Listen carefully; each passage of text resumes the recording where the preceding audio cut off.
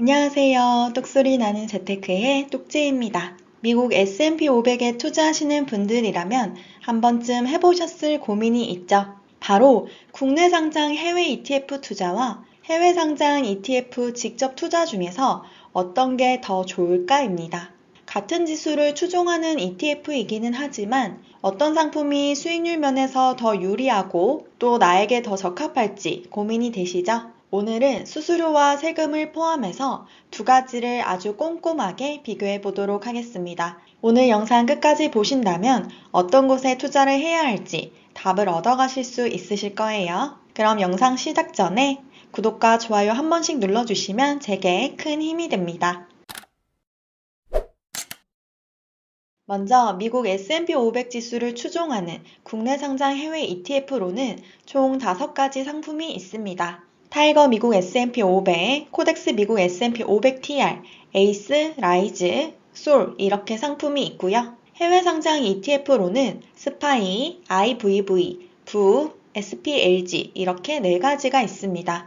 오늘은 이 상품들 중에서 시가총액이 가장 큰 2가지 상품을 가지고 비교를 해보도록 하겠습니다. 국내 상장 해외 ETF에는 대표 종목으로 타이거 미국 S&P 500을, 해외 상장 ETF에는 스파이를 기준으로 비교를 해보도록 할게요. 가장 먼저 기본 정보부터 비교를 해보도록 하겠습니다. 첫 번째로 상장일인데요. 타이거 미국 S&P 500의 경우 상장일이 2020년 8월 7일이고요. 스파이의 경우 상장일이 1993년 1월 22일입니다. 무려 30년이 넘은 역사가 긴 ETF죠. 두 번째로 순자산인데요. 타이거 상품의 경우 약 5조 원 정도가 되고요. 스파이는 약 870조가 됩니다. 100배가 넘는 정말 큰 순자산 차이를 보이고 있죠. 역시 이것도 스파이가 이겼습니다. 다음은 분배율이고요. 타이거 미국 S&P 500의 경우 분배율이 1.24%이고요. 스파이의 경우 1.2%입니다. 그런데 이 분배율은 보는 시점에 따라서 조금 다를 수 있기 때문에 어떨 때는 스파이가 조금 더 높은 분배율이 나오고 어떨 때는 또 타이거 상품이 조금 더 높기 때문에 비슷하다고 봐주시면 되겠습니다. 다음은 괴리율이고요. 타이거 미국 S&P 500의 경우 괴리율이 0.07%, 스파이의 경우 0.01%입니다. 그리고 추적 오차율인데요. 타이거 미국 S&P 500의 경우 추적 오차율이 0.25%이고요. 스파이의 경우 추적 오차율이 없겠죠. 그래서 총 5가지 항목 중에 4가지에서 해외 상장 ETF가 이겼습니다. 여기까지만 보시면 국내 상장 해외 ETF에 투자할 이유가 전혀 없는데 라고 생각이 드실 것 같은데요. 과연 끝까지 그럴지 바로 다음 세금 부분에서 같이 살펴보도록 하겠습니다. 이번에는 수수료 부분을 제대로 비교해 보도록 하겠습니다. 국내 상장 해외 ETF와 해외 상장 ETF를 거래할 때 발생할 수 있는 수수료 항목을 하나씩 비교해 보도록 할 건데요. 첫 번째로 바로 실질 총 보수입니다. 타이거 미국 S&P 500 같은 경우는 총 보수와 기타 비용, 매매 중개 수수료를 포함하여 총 0.1774%의 실질 총 보수를 부담하게 되고요. 우리가 만약 1억을 투자한다고 가정했을 때 발생하는 실질 총 보수는 17만 7,400원입니다. 반면 스파이의 경우 기타 비용이나 매매 중개 수수료율이 따로 없고요. 총 보수만 부담을 하면 되는데 0.0945%입니다. 역시나 1억 투자 시 부담하는 총 보수를 계산해보면 94,500원이 나옵니다. 두 번째로는 증권사 수수료가 있는데요. 국내 상장 해외 ETF의 경우 요즘 증권사에서 이벤트를 많이 하기 때문에 유관기간 수수료인 매매 수수료만 부담을 하면 됩니다. 0.004208.7%가 되고요. 1억 투자 시 4,208원입니다. 반면 해외 상장 ETF의 경우 해외 주식 거래 수수료가 발생하는데 수수료 우대를 해주는 증권사 이용 시 0.07%의 수수료가 발생합니다. 1억 투자 시 7만원의 수수료라고 보시면 되겠고요. 다음으로는 환전 수수료가 있습니다. 국내 상장 해외 ETF의 경우 원화로 투자를 하기 때문에 따로 환전이 필요하지 않아 환전 수수료가 없고요. 반면에 스파이의 경우 원화로 투자가 불가능하고 달러로 바꿔서 투자를 해야만 합니다. 1달러당 1% 환전 수수료가 발생한다고 보시면 되는데요. 현재 환율 1,400원으로 가정하고 95% 환율을 우대해주는 증권사 계좌를 이용할 경우 달러당 0.7원으로 환전 수수료를 계산하시면 됩니다. 이렇게 계산을 해보면 1억 투자 시에 발생하는 환전 수수료는 5만 원이 됩니다. 이렇게 발생하는 수수료를 모두 더한 최종 수수료를 한번 비교를 해볼 건데요. 타이거 미국 S&P 500 같은 경우는 1억 투자 시에 발생하는 총 수수료가 18만 1,608원이 됩니다. 그리고 스파이의 경우 21만 4,500원이 되는 것을 볼 수가 있습니다. 국내 상장 해외 ETF가 수수료 면에서는 더 유리하다는 것을 볼 수가 있죠. 그런데 우리가 투자할 수 있는 ETF의 종류가 여러 가지가 있었잖아요. 이렇게 계산을 해보면 KB스타 미국 S&P 500 기준으로 15만 2,608원이 발생하게 되고요. 해외 상장 ETF의 최저 수수료를 자랑하는 SPLG에 투자할 경우 최종 수수료가 14만 원이 됩니다. 그러니까 보수가 가장 낮은 ETF를 활용하면 오히려 해외 상장 ETF의 수수료가 더 낮다는 것을 볼 수가 있죠. 하지만 우리가 해외 상장 ETF의 경우 최종적으로 현금화를 하려면 마지막에 매도를 한 번 더 해야 하고 환전을 한 번 더 해야 합니다. 즉 이렇게 되면 증권사 수수료 2배가 되고요. 환전 수수료도 2배를 해야겠죠. 이렇게 계산을 해보면 국내 상장 해외 ETF가 수수료 면에서는 해외 상장 ETF보다 더 유리하다는 결론을 얻어볼 수가 있습니다. 아무래도 국내에서 해외로 직접 투자를 하려고 하다 보니까 증권사에서 가져가는 수수료도 조금 더 높고요. 또 원화를 달러로 바꿔서 투자를 해야 하다 보니 환전 수수료까지 포함이 되면서 최종 수수료가 더 높아진 것을 볼 수가 있습니다. 앞에서 수수료 부분을 살펴봤다면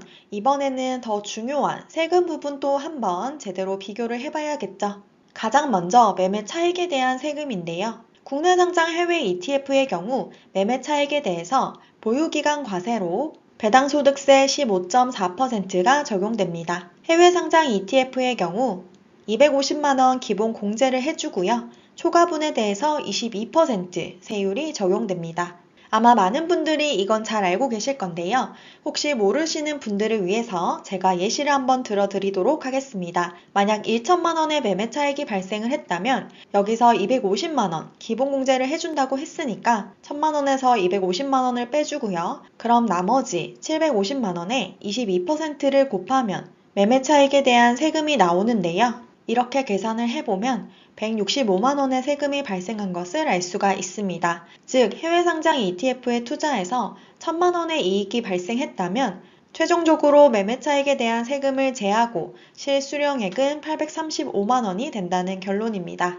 두 번째는 분배금에 대한 세금인데요. 국내 상장 해외 ETF의 경우 배당 소득세 15.4%가 적용됩니다. 해외 상장 ETF의 경우에는 배당 소득세 15%가 적용되고요. 배당금을 한 번이라도 받아보신 분들이라면 배당 소득세가 이렇게 적용돼서 나오신 것을 확인하실 수가 있습니다. 다음으로는 손익통산 여부인데요. 국내 상장 해외 ETF의 경우 일반 계좌에서 거래할 때 손익통산이 되지 않습니다. 그러니까 손실이 발생한 부분이 있어도 이익이 발생한 부분에 대해서는 모두 세금을 내야 한다는 거고요. 반면 해외 상장 ETF는 손익통산이 되기 때문에 내가 손실이 발생한 부분을 이익이 발생한 부분에서 차감해 줍니다. 그리고 나머지에 대해서 세금을 내면 되겠죠. 마지막은 금융소득 종합과세 포함 여부입니다. 국내 상장 해외 ETF의 경우 매매 차익과 분배금 모두 배당 소득세가 적용되기 때문에 둘 다 금융소득 종합과세 대상이 되고요. 2천만 원을 초과할 경우 금융소득 종합과세자가 됩니다. 반면 해외 상장 ETF의 경우 매매 차익은 포함이 되지 않고요. 분배금에 대해서만 금융소득에 포함이 된다는 점 유의해 주시면 되겠습니다. 지금까지 세금에 대한 부분을 한번 살펴봤는데요. 이렇게만 보니까 이해가 잘 안 되시죠? 오늘도 마찬가지로 똑제가 예시를 아주 쉽게 들어서 한 번 더 설명을 해드리도록 하겠습니다. 매매 차익별 세금 및 실수령 금액을 차근히 알아보도록 하겠습니다. 자, 그러면 우리가 국내 상장 해외 ETF와 해외 상장 ETF에 투자해서 매매 차익이 각각 500만 원, 1000만 원, 1억 원이 발생했다고 해보겠습니다. 그러면 앞에서 봤던 그 세율을 적용시키면 500만 원의 매매 차익이 발생했을 때 국내 상장 해외 ETF의 경우 세금이 77만 원이 되고요. 이 세금을 제한 실수령액은 423만 원이 됩니다. 동일한 조건으로 매매 차익이 500만 원 발생했을 때 해외 상장 ETF의 경우 세금이 그보다 적은 55만 원이 되고요. 실수령액은 445만 원이 됩니다. 즉, 매매 차익이 500만 원일 때는 해외 상장 ETF가 더 유리하다는 것을 우리가 알 수가 있죠. 자, 그럼 이번에는 매매 차익이 500만 원의 2배인 1000만 원이라고 가정하고 세금을 한 번 더 살펴보겠습니다. 국내 상장 해외 ETF의 경우 세금이 154만 원이 되고요. 이랬을 때 실수령액은 846만 원이 됩니다. 반면 해외 상장 ETF는 165만 원이 세금이고요. 실수령액은 835만 원이 됩니다.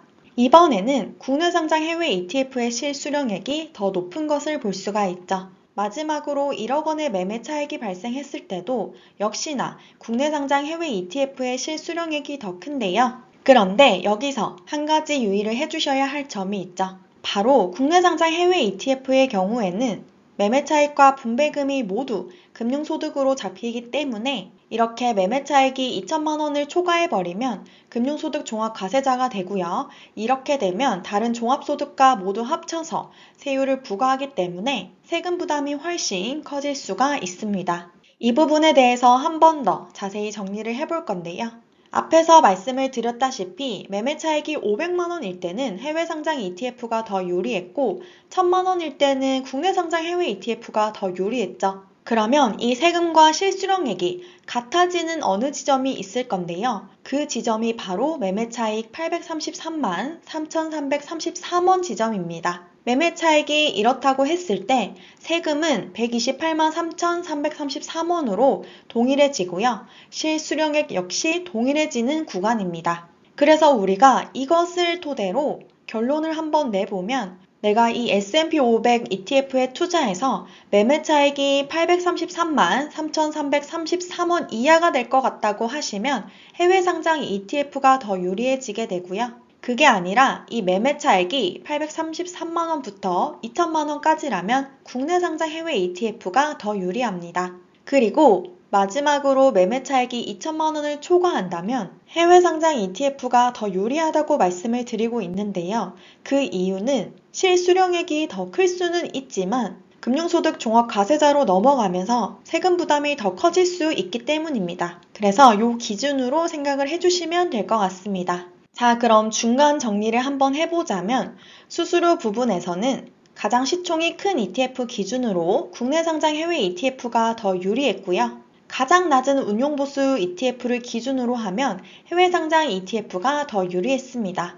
다음으로 매매 차익 세금 부분에 대해서는 약 833만 원을 기준으로 그 이하면 해외 상장 ETF가 833만 원 이상 2천만 원 이하면 국내 상장 해외 ETF가 유리했고요. 2천만 원을 초과하게 된다면 해외 상장 ETF가 유리하다는 결론을 내볼 수가 있었습니다. 자, 그런데 지금까지 내용은 우리가 일반 계좌 투자를 기준으로 살펴본 내용이었죠. 이번에는 제가 매번 강조드리고 있는 ISA 계좌를 통해서 둘 중에 어디에 투자하는 게 더 유리한지 또 한번 비교를 해보도록 하겠습니다. 세금 부분을 조금 더 중점적으로 비교를 해볼 건데요. 매매 차익이 1천만 원 발생했다고 해보겠습니다. 그러면 많이 들어보셔서 이제 너무 잘 아시죠? 서민형 ISA 계좌의 경우 비과세 한도가 400만 원, 일반형의 경우 현재 기준 200만 원인데요. 해외 직접 투자는 1년에 기본공제 250만 원을 해준다고 했죠.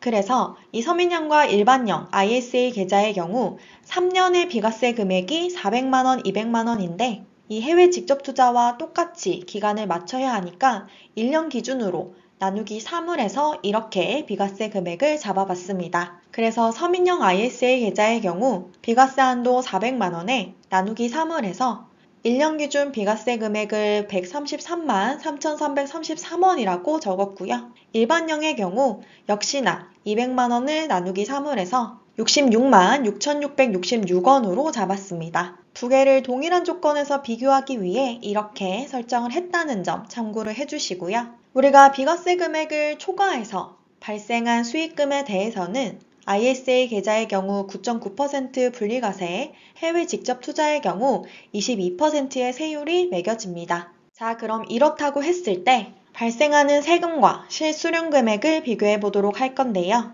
매매 차익 1,000만 원 발생 시 서민형 계좌의 세금은 85만 8천 원이 되고요. 일반형 계좌의 세금은 92만 4천 원이 됩니다. 아무래도 서민형 계좌의 비과세 금액이 더 크기 때문에 세금이 더 적은 것을 볼 수가 있고요. 반면 해외 직접 투자의 경우 세금이 165만 원입니다. 그래서 결론적으로 매매 차익 1,000만 원 발생했을 때 실수령하는 금액은 서민형 계좌의 경우 914만 2천 원, 일반형 계좌의 경우 907만 6천 원이 되고요. 해외 직접 투자의 경우 835만 원이 됩니다. 딱 봐도 ISA 계좌를 활용하는 게 세후 실수령 금액이 더 큰 것을 볼 수가 있죠. 이번에는 매매 차익이 1억 발생했다고 가정하고 한 번 더 계산을 해보겠습니다. 동일한 조건으로 계산을 했고요. 실수령 금액 부분만 살펴보시면 서민형이 9,023만 2천 원, 일반형이 9,016만 6천 원의 실수령 금액을 받으실 수가 있습니다. 반면에 해외 직접 투자의 경우 매매 차익 1억을 벌었는데 실수령 금액이 7,855만 원밖에 안 되죠. 비과세 금액 초과 시 세율이 22%나 되기 때문인데요. 이처럼 세율이 높기 때문에 수익금이 커질수록 이 두 가지의 실수령 금액은 차이가 더 크게 벌어지게 됩니다.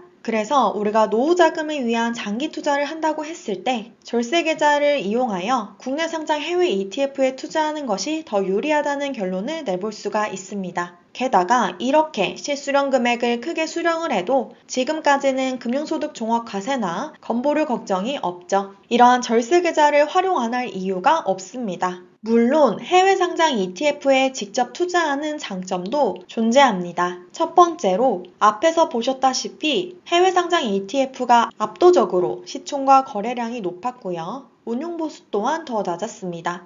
그리고 우량한 자산에 내가 직접 투자한다는 장점도 있겠죠. 또한 달러 자산을 직접 보유할 수 있는 장점도 있습니다. 우리가 국내 상장 해외 ETF의 경우 물론 환노출 상품에 투자하면 환율 변동에 따른 환차익도 누릴 수 있지만요. 달러를 직접적으로 보유하는 건 아닌데요. 이렇게 해외 주식에 직접 투자할 경우 달러 자산을 직접 보유할 수 있으며 배당금 또한 달러로 들어오기 때문에 안전자산을 보유하면서 투자하는 효과를 낼 수가 있습니다. 또한 절세계좌의 경우 혜택을 받으려면 어느 정도 돈이 묶인다는 단점이 존재하는데요. 해외 상장 ETF에 직접 투자할 경우 돈이 묶이지 않고 현금화가 용이하다는 장점도 있습니다. 그런데 이렇게 쉽게 현금화가 가능하기 때문에 이게 장점이자 단점일 수가 있겠죠. 투자 기간이 길어질수록 수익률이 올라간다는 통계가 있었는데 이렇게 현금화가 쉬우면 장기 투자를 하는 것이 조금 어려울 것 같기도 합니다. 또한 해외 주식의 경우 매년 차익 실현 250만 원까지 비과세가 가능하고요. 그래서 제가 미국 주식 양도세를 절세하는 꿀팁에 대해서도 알려드린 적이 있었죠. 저 역시 매년 250만 원씩 차익을 실현하고 있습니다. 이렇게 여러 가지 장점이 있기 때문에 해외 직접 투자를 선호하시는 분도 있으실 건데요. 만약에 투자를 하신다면 총 보수가 높은 스파이보다 수수료가 낮은 SP LG ETF를 추천드립니다. 자, 그럼 오늘의 결론이 이미 났죠. 미국 S&P 500 ETF에 투자할 때 국내 상장 해외 ETF를 ISA 계좌와 연금 계좌를 적극적으로 활용해서 투자하는 것이 해외 상장 ETF에 투자하는 것보다 더 낫다라는 결론이 났고요. 또한 연금 계좌의 경우 연금을 수령하기 전까지 과세가 이연되기 때문에 내가 미리 세금을 낼 돈으로 수십 년간 투자를 해서 더 굴릴 수가 있겠죠. 이렇게 되면 복리 효과를 더 빠르게 더 증대시킬 수가 있고요. 이것들이 쌓이면 세후 수익금이 어마어마하게 차이가 발생합니다. 그래서 우리가 투자 1, 2년 하고 말 거 아니잖아요. 이렇게 절세계좌 먼저 이용해서 장기적으로 꾸준히 적립해 간다는 마음을 가지고 투자를 하셨으면 좋겠습니다. 자, 그러면 우리가 국내 상장 해외 ETF 투자할 건데 ISA 계좌와 연금 계좌 활용할 거고 각 계좌별로 본인의 투자 목적에 따라서 어떤 계좌에 납입할지 우선순위를 정하면 되겠죠. 우선 현재 기준으로 이 계좌들만 이용해도 1년에 3,800만 원까지 투자가 가능하고요. 이 절세 계좌에 돈을 넣은 다음에 나 대신 잘 일을 해줄 우량 ETF에 적립식 장기 투자하시면 되겠습니다. 머리 아프게 개별 종목 계속 들여다보기보다는 이렇게 S&P 500과 같은 미국 대표 지수에 투자를 해놓고 남은 시간에는 독서, 운동, 건강관리 하면서 소중한 사람과 시간 보내면 되겠죠. 제가 매번 강조드리는 내용입니다. 그런데 연애 3,800만 원씩 투자하고 배우자 계좌까지 다 썼는데도 돈이 남으신다 하시는 분들은 그때 미국 직투하시면 되겠습니다. 저 같은 경우는 매년 절세 계좌 꽉 채우고 남은 돈은 직접 투자를 하면서 차익 실현을 250만 원씩 계속 해주고 있습니다. 이 방법대로 계속 굴리다 보면 정말 우리가 원하는 경제적 자유, 풍족한 노후에 반드시 도달할 수 있습니다. 그러니까 앞으로도 똑재와 함께 계속 투자하셨으면 좋겠습니다. 마지막으로 여러분, 평생 돈 걱정 없는 노후 자금 마련하고 싶으시죠? 한번 배워두면 평생 써먹을 수 있는 누부공 강의 모집이 진행 중입니다. 투자에 필요한 핵심 정보와 실전 꿀팁까지 가득 담은 똑재의 알찬 강의와 함께 평생 세금 걱정 없이 월 현금흐름 만드는 법에 대해서 자세히 알아가시면 좋을 것 같습니다. 기존 수강생분들이 남겨주신 후기도 정말 많으니까요. 관심 있으신 분들은 고정 댓글 참조해주세요. 오늘도 끝까지 시청해주셔서 감사합니다. 오늘 내용 도움 되셨다면 구독과 좋아요 부탁드립니다. 감사합니다.